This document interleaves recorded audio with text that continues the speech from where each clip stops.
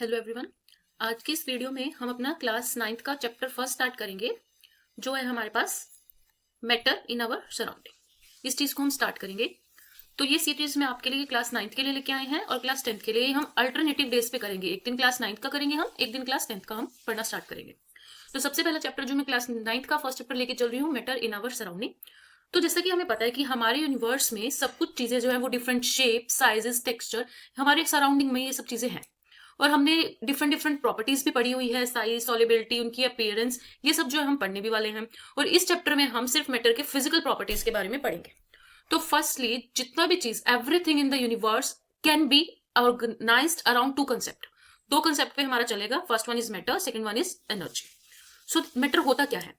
Matter क्या चीज है? Anything which occupies space and have some mass. So basically हम क्या बोलते हैं, जो हमारा मैटर है, हमारा क्या हुआ, स्पेस प्लस मास, कि जिसको जो स्पेस भी ऑक्यूपाई करेगा प्लस उसका कुछ ना कुछ मास, कुछ ना कुछ उसकी वॉल्यूम होगी। इवन कि जितने भी हमारे इंडियन फिलोसफर्स हैं, उन्होंने हमें 5 बेसिक एलिमेंट्स बताए थे, पंच तत्व के नाम से, जिनको हम जानते हैं, air, water, earth, fire and sky. यही चीज जो है ग्रीक के साइंटिस्ट ने भी यहाँ पे हमें बताई गई है, इन्हीं चीजों को कंसिडर किया है।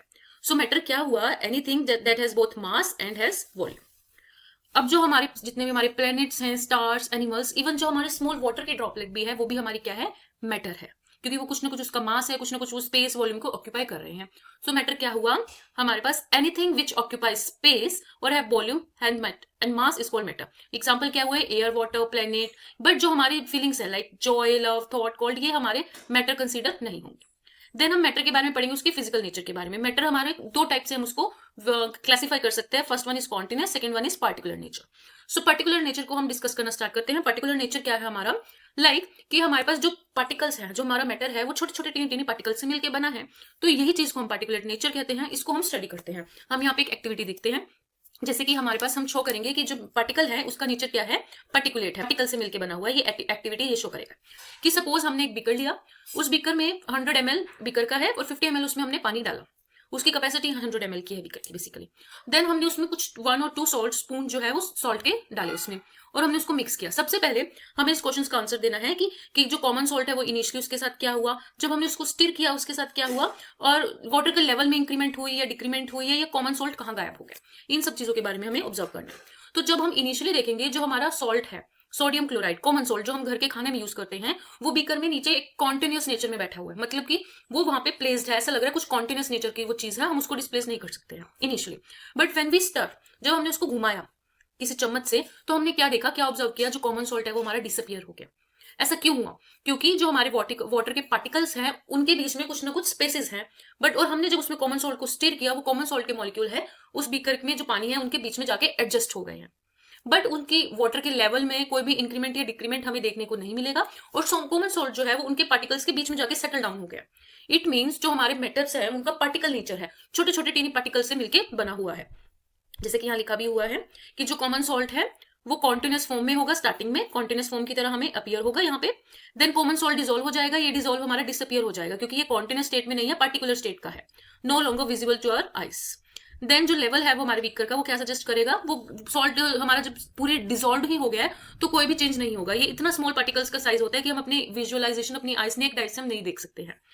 तो इसका मतलब ये क्या प्रूव कर रहा है कि कॉमन सॉल्ट जो है उसमें वो बहुत स्मॉल स्पेसेस में जाके जो है पार्टिकल के, वाटर पार्टिकल्स में जाके सेटल डाउन हो जाएगा। तो इससे हमें क्या पता चल रहा है कि हमारा जो पार्टिकल नेचर है हमारे मैटर का। देन सेकंड हम बात करेंगे साइज ऑफ पार्टिकल, कि पार्टिकल का साइज क्या है। तो उसके लिए हम क्या करेंगे, हम नेक्स्ट एक्टिविटी हम क्या लेके चलते हैं, हमने एक बीकर लिया, उसमें हमने पानी डाला 100 ml, उसमें हमने 2 से 3 crystal potassium permanganate. Potassium permanganate का फॉर्मूला क्या है? KMnO4। ये KMnO4 इंपॉर्टेंट एक्टिविटी है। पोटेशियम परमैंगनेट इसको हम बोलते हैं। हमने 2 to 3 क्रिस्टल इसके डाले, तो हमारा जो वाटर का सोल्यूशन का जो कलर है वो पिंक कलर का हो गया, जैसे इसमें दिखाया हुआ है। देन हमने क्या किया, 100 ml जो पिंक कलर का सोल्यूशन है, इसमें से 10 ml हमने सोल्यूशन निकाला और बाकी 90 ml वाटर लिया। फर्दर हम इस स्टेप को रिपीट करते गए।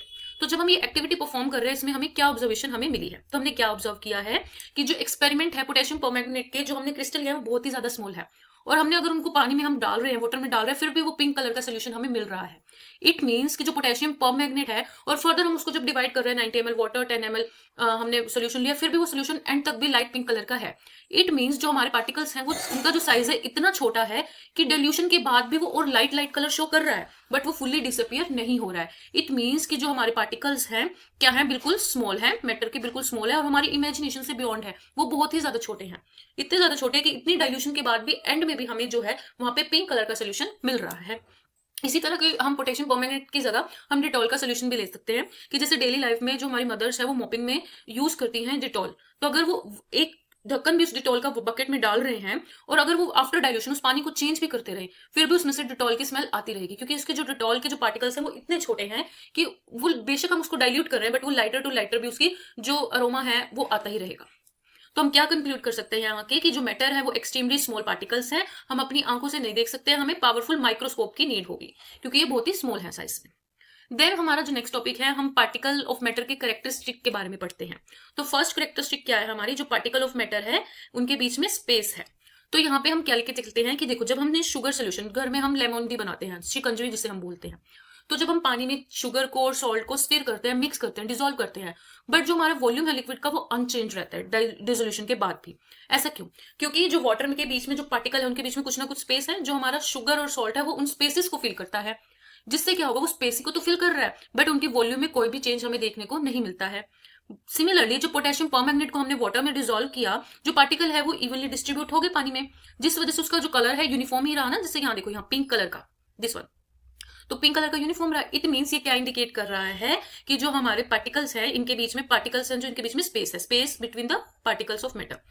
सिमिलरली हम अपने घर में टी बनाते हैं, चाय, कॉफी, इन सब में कि ये सब जाके डिसोल्यूशन ही तो हो रहा है। इट मीन्स उनके बीच में क्या है, एक छोटा सा स्पेसिस है जिनको वो कवर कर रहे हैं।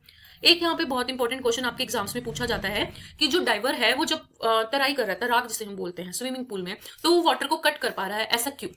सो क्या रीजन है, the diver is able to cut through water in the swimming pool because matter is not continuous. Continuous नहीं है, वो पर्टिकुलेट नेचर का है, यानी कि वो स्मॉल स्मॉल टीनी पार्टिकल से बना हुआ है, जिसके बीच में कुछ ना कुछ एम्प्टी स्पेस या वैकेंट स्पेस प्रेजेंट होते हैं।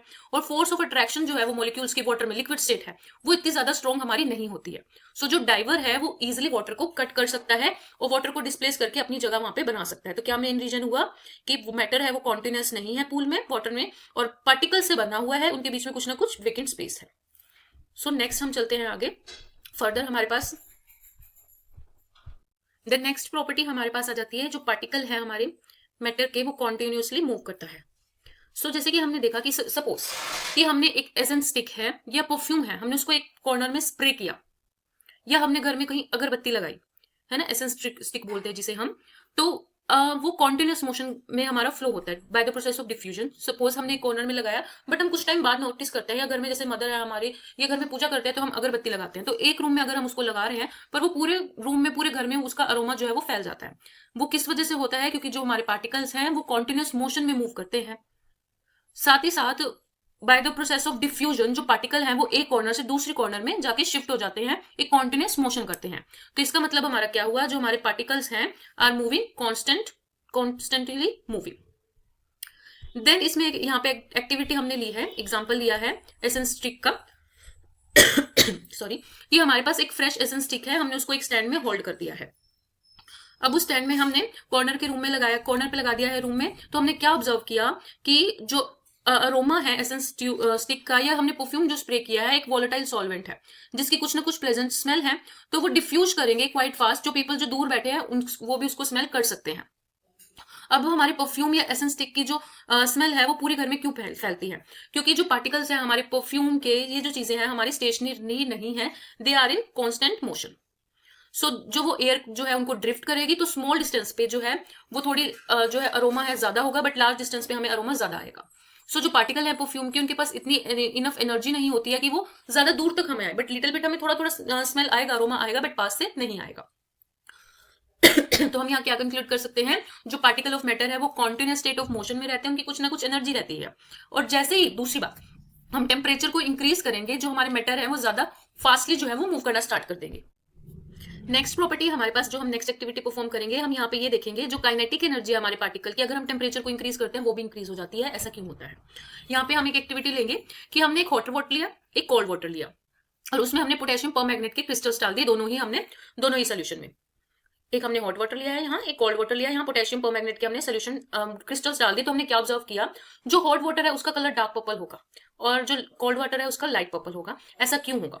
ऐसा इसलिए होता है कि जो रेट ऑफ मिक्सिंग है वो हॉट वाटर में फास्टर होती है, कि जो काइनेटिक एनर्जी है कि जो पार्टिकल है उनकी जो काइनेटिक एनर्जी है पार्टिकल की वो ज्यादा होती है अगर हम अपने टेम्परेचर को इंक्रीज करते हैं।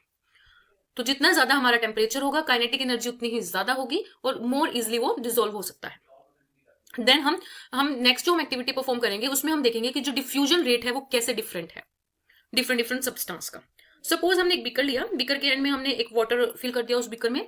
अब हमने बीकर में 2 बीकर लिया, एक बीकर में हमने ब्लू कलर की इंक ड्रॉप कर दी, ठीक है, और एक बीकर में हमने हनी डाल दिया। तो हम क्या ऑब्जर्व करेंगे वो हमें बताना है, और उन दोनों को हमने अनडिस्टर्ब रख दिया, दोनों बीकर हमने प्लेस कर दिए। तो हमने क्या ऑब्जर्व करेंगे कि अगर हमने इंक ड्रॉप डाला है उसके बाद हमने क्या देखने को मिला, अगर हमने हनी डाला तो हमें क्या देखने को मिला, और कुछ टाइम बाद जब हमने उनको अनडिस्टर्ब रखा तो वो किस तरह से स्प्रेड हो रहे हैं, ये सब ऑब्जर्वेशन हमें बतानी है। सो क्या होगा कि अगर हम ड्रॉप डाल रहे हैं पिंक कलर की इंक डाल रहे हैं बीकर में, तो क्या होगा, जो कलर होगा वो एकदम से जो है डिफ्यूजन उसका स्टार्ट हो जाएगा। बट अगर हम हनी डाल रहे हैं वो धीरे धीरे ट्रैवल करके जाएगा। ऐसा क्यों? क्योंकि जो डिफ्यूजन रेट है वो दोनों का डिफरेंट है। और 2 घंटे बाद अगर हम उसको ऑब्जर्व करेंगे इंक जो है वो फुल्ली स्प्रेड हो जाएगी, बट हमारा हनी है वो तब भी नहीं होगा। डिफरेंस कहाँ आएगा? जो रेट ऑफ डिफ्यूजन है हमारा सब्सटेंस के नेचर पर डिपेंड करता है, इस वजह से ये हमारा डिफरेंस आ रहा है। जितना ज्यादा विस्कस हमारा सब्सटेंस होगा उतनी उसकी लेस काइनेटिक एनर्जी होगी और उतना ही ज्यादा उसको टाइम लगेगा इन डिफ्यूजन। देन हम कब से बोल रहे हैं डिफ्यूजन होगा, इसका रेट डिपेंड करेगा, ये सब तो हमें पता होना चाहिए कि डिफ्यूजन है क्या। सो डिफ्यूजन क्या है कि 2 से ज्यादा पार्टिकल इंटरमिक्स होकर स्पॉन्टेनियसली ट्रेवल कर रहे हैं। The spontaneous intermixing of particle of 2 और more different substance is called diffusion and the rate of diffusion become faster when there is increase in temperature. At higher temperature the particle move faster. So diffusion क्या होगा? Fastest 2 gases के बीच में सबसे ज्यादा fastest होता है हमारा, fastest between 2 gases. Slower होगा अगर हम एक लिक्विड या एक सॉलिड लेके चलेंगे, और सबसे स्लो होगा अगर हमने 2 डिफरेंट सॉलिड लेंगे। सॉलिड के केस में जो डिफ्यूजन रेट है हमारा बहुत ही कम होता है, डिफ्यूज नहीं कर पाते क्योंकि जो सॉलिड है हमारा टाइटली पैक्ड होता है। देन हमारे पास जो पार्टिकल्स हैं वो एक दूसरे को अट्रैक्ट करेंगे, some forces of attraction between the particle which bind them together. अब जो फोर्सेस ऑफ अट्रैक्शन है ये भी हमारी 2 टाइप्स की होती हैं, कोहेंशन एंड एडहेंशन। कोहेंशन क्या होता है? जो फोर्स ऑफ पार्टिकल है जो सेम काइंड ऑफ सब्सटेंस के बीच में होगी, सपोज वाटर मॉलिक्यूल्स के बारे में बात करें अगर हम। बट एडहेशन फोर्स कहाँ होगी? जहां पे हम डिफरेंट काइंड ऑफ सब्सटेंस हम लेके चल रहे हैं, जैसे वाटर और गिलास के मॉलिक्यूल्स होंगे, इनके बीच में हम फोर्स ऑफ अट्रैक्शन लेके चलें, ठीक है। देन जो नेक्स्ट हम पढ़ेंगे हम ये डेमोन्स्ट्रेट करेंगे कि जो हमारे पार्टिकल्स हैं वो अट्रैक्टिव फोर्सेज उनके बीच में होती है या नहीं होती, किस टाइप से होती है। तो हम यहाँ पे एक गेम की तरह, एक एक्टिविटी की तरह हम इसको लेके चलेंगे। हमने सपोज 4 ग्रुप्स बनाए, जिसमें जो फर्स्ट ग्रुप है उसको हमने कहा कि आप आर्म टू आर्म जो अपने हैंड को लॉक करो, जैसे बीहू डांसर्स करते हैं। सेकंड ग्रुप बनाए, उनको कहा आप सिर्फ अपने हैंड को जो है वो पकड़ो, एक ह्यूमन हैंड चेन बनाओ। थर्ड ग्रुप को कहा कि एक दूसरे को सिर्फ फिंगर टिप से टच करके पकड़ो। एंड फोर्थ ग्रुप को हमने कहा कि आप जो है इन तीनों ग्रुप्स को तोड़ने का ट्राई करो। तो हम इससे और उन्हें बताना है, अब हमें बताना है, उन बच्चों को बताना है कि किस तरह से आप इजिली कौन से ग्रुप को ब्रेक कर सकते हो और क्या ये पार्टिकल के बारे में कैसे आप इस चीज को लिंक कर पा रहे हो। तो इसका रीजन क्या है? जो थर्ड ग्रुप है वो वीकली बॉन्डेड है, उनके बीच में बॉन्ड ही नहीं है क्योंकि वो फिंगर टिप से ऐसे जुड़े हुए हैं। इट मीन्स उनको तोड़ना इजी है। बट जो ग्रुप ए है, जो बीहू डांसर की तरह जिन्होंने अपनी आर्म्स लॉक की हुई है, उनको ब्रेक करना मुश्किल है। इसका मतलब जो पार्टिकल ऑफ मैटर है वो एक दूसरे को अट्रैक्ट करते हैं। अगर वो स्ट्रांगली बॉन्डेड हो गए उनको ब्रेक नहीं किया जा सकता है, और हर एक की डिफरेंट फोर्स ऑफ अट्रैक्शन यहाँ पे है। सो हम यहाँ से कंक्लूड कर सकते हैं जो पार्टिकल ऑफ मैटर है वो एक दूसरे को अट्रैक्ट करते हैं। देन हम नेक्स्ट जो हम पार्ट पढ़ेंगे उसमें हमने ये पढ़ना है कि हम शो करेंगे जो पार्टिकल है वो डिफरेंट मैटर के कैसे उनके बीच में डिफरेंट फोर्स ऑफ अट्रैक्शन है। सो हम यहाँ पे लेके चलेंगे जैसे आयरन, चौक, रबर बैंड, हैमर, नाइफ। अब हम क्या करेंगे, एक एक पीस आयरन का लेंगे, आयरन वायर का, चौक का, रबर बैंड का, और अब हम उनको स्ट्रेचिंग से, हैमरिंग से, कटिंग से उनको हम ट्राई करेंगे किस तरह से वो हम उसको ब्रेक कर सकते हैं, और देन हम इसमें देखेंगे कि इनके बीच में किस तरह की फोर्स ऑफ अट्रैक्शन है। तो हमने देखा, हमने 3-4 एग्जाम्पल्स यहाँ पे हमने लिए हैं। देन हम क्या ऑब्जर्व करेंगे कि जो आयरन नेल है उसको ब्रेक करना बहुत ज्यादा डिफिकल्ट है as compare to rubber and chalk. ऐसा क्यों? क्योंकि जो आयरन नेल है वो एक स्ट्रॉन्ग फोर्स ऑफ अट्रैक्शन से जुड़ी हुई है एज कंपेयर टू चॉक और rubber band. This activity shows that different kind of matter possesses different force of attraction. Then हम शो करेंगे कि to show that particle of matter attract each other, एक दूसरे को अट्रैक्ट कर रहे हैं या नहीं कर रहे हैं। सपोज आप किचन में हो, या हम जैसे बचपन में होते हैं, हम जब नहाते हैं तो बकेट में जब वाटर टैप हम खोलते हैं, हमारी आदत है हम उसको हाथ को ऐसे बीच में पानी के लेके जाते हैं, तो हम क्या देखते हैं कि पानी जो है वो आना ऐसे बहुत सारे स्प्रेड हो जाता है वाटर हमारा। बहुत तरह से। तो एक पानी को काटते हैं हम, अपने बचपन में बहुत खेलते हैं हम इस तरह से। तो इससे हम क्या ऑब्जर्व कर रहे हैं, इसके पीछे का रीजन क्या है कि हम उस स्ट्रीम को कट कर पा रहे हैं। तो क्या है कि जो हमें उस वाटर को ब्रेक डाउन करने के लिए कुछ एनर्जी रिक्वायर्ड है, तो हमने अपना हाथ वहां पे अड़ा दिया ऐसे। तो ये क्या इंडिकेट कर रहा है कि, और जब हम उसको हैंड को रिमूव कर रहे हैं तो पानी फिर से जिस स्टेट में आना स्टार्ट होता है वही टैप की शेप में आना स्टार्ट हो जाता है, बिल्कुल स्ट्रेट लाइन में वो स्प्रेड होना बंद हो जाता है। ऐसा क्यों होता है? क्योंकि कुछ ना कुछ अट्रैक्टिव फोर्स है। इट मीन्स कि पार्टिकल्स, वाटर मॉलिक्यूल्स के पार्टिकल्स के अंदर कुछ ना कुछ अट्रैक्टिव फोर्स प्रेजेंट है, और जब हम अपना हाथ को रिमूव कर लेते हैं वो फोर्स जो है दोबारा से उनको रीयूनाइट कर देती है। Since energy is required to break a crystal of matter into particles, it indicates that particles in matter are held together by some attractive force, and the strength of these attractive force varies from one matter to another. Then एक हम यहाँ question देखते हैं कि जैसे हम अपना hand अपने एयर में इस तरह से हम अपना हैंड जो है इजिली मूव कर सकते हैं, बट सेम चीज अगर हम किसी सॉलिड पे लेके जाए, सॉलिड वुडन ब्लॉक पे लेके जाए, हमें एक कराटे एक्सपर्ट की नीड होती है। ऐसा क्यों? सो जो हमारे एयर पार्टिकल्स है इनके बीच में जो इंटरैक्टिव फोर्स है, अट्रैक्टिव फोर्स जो है वो नेग्लिजिबल है। जो पार्टिकल्स के बीच में फोर्स है वो नेग्लिजिबल है, हम इजिली उनको सेपरेट कर सकते हैं पार्टिकल्स को। बट सॉलिड ब्लॉक में ऐसा नहीं है, जो इंटर पार्टिकल फोर्सेज है उनके बीच में बहुत ही ज्यादा स्ट्रॉन्ग है, हम उसको सेपरेट नहीं कर सकते। तो बेसिकली इसका रीजन क्या हुआ, हमारे पास inter particle force of attraction. Main क्या है? Inter particle force of attraction. Air में ये नेग्लिजिबल है, बट सॉलिड में ये बहुत ज्यादा है।